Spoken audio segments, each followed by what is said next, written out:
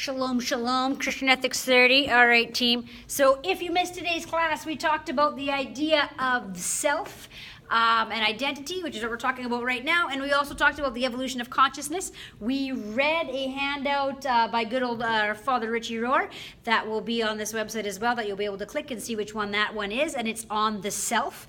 And this idea of our evolution of understanding true self versus false self.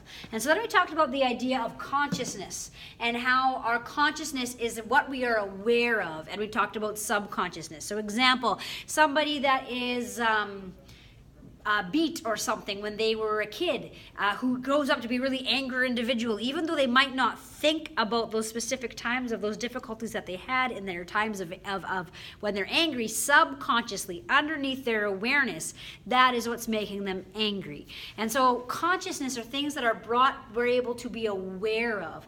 And so when we talk about the Bible, I'm going to run and grab it. When we talk about death paper, we have this evolution of our bodies, and this is the evolution of our consciousness, of our awareness, of our understanding, and this of how we see God. It's not God changing, but how we are able to understand God, and then how that understanding shapes who we are as people. So example of this that I gave was like how slavery was a normal thing, and it was like back in the day, you're like, what do you mean you don't have a slave? Like that's what you're supposed to do. That's like, what? And how, like, why, and they even used scripture and quoted and sang scripture to them about why they should be slaves. It's like, it's absolutely insane. But in that consciousness of where they were evolved in their awareness of thinking and their thinking of self is that was right. And I'd say God is that force pulling us forward, saying, no. Love, inclusion, embrace, boundless compassion. And so that one person who was like, I just, guys, just maybe we shouldn't have slaves. Like maybe that's not okay. That first person whose consciousness was able to evolve and think, you know what? No, that's not okay. This is awful. This is horrible. This has to change.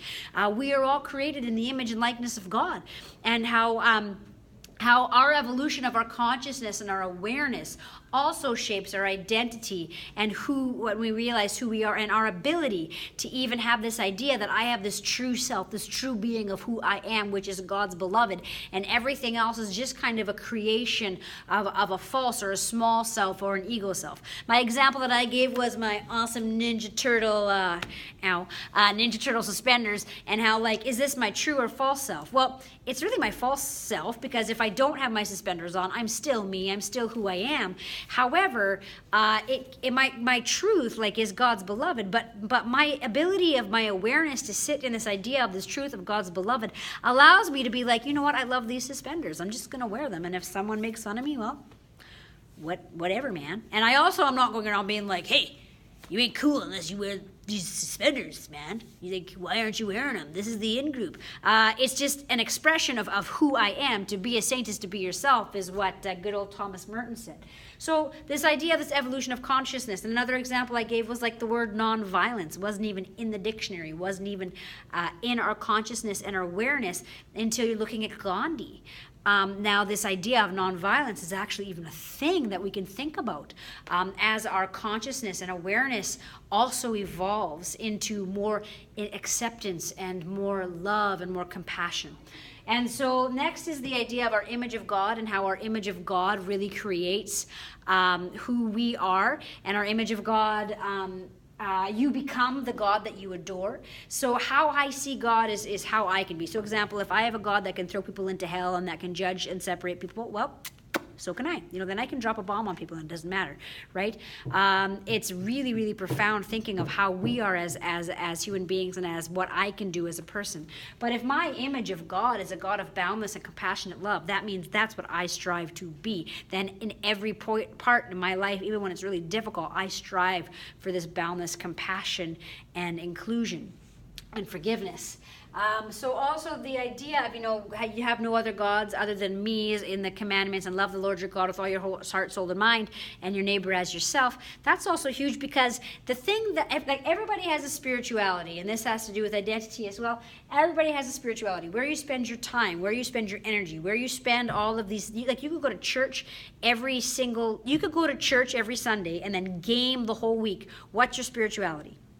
Gaming. You become what you worship. You're becoming that gaming, and life doesn't become about being connected to people. It becomes about, when can I game next? And insert whatever word there. If I go to church every Sunday and I spend my whole week worrying and in fear, what's my spirituality? Worrying and fear. And so it's really, it's quite profound to think about this. Like, is my spirituality, or is my image of God life-giving, or is it life-damaging? Is it unitive, or does it separate into categories? Because God is all that is unitive consciousness. Christ is Christ all in all, everywhere. To be a Christian is to see Christ everywhere. It's beautiful. And so we talked about identity as consciousness and evolution of consciousness, of true self, false self. We talked about image of God, and how image of God, how your image of God also affects on who you are as a person. How you see God is how you act. How you see reality is how you act. All of that.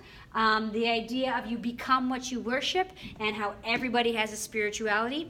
And with all of these things, it all wraps up into do with identity. And now we're diving into watching an interview with Nadia Boltz-Weber, who will talk about things like image of God, and how her spirituality and her community and church community really shapes who she is as a person. There you go. Grace and peace.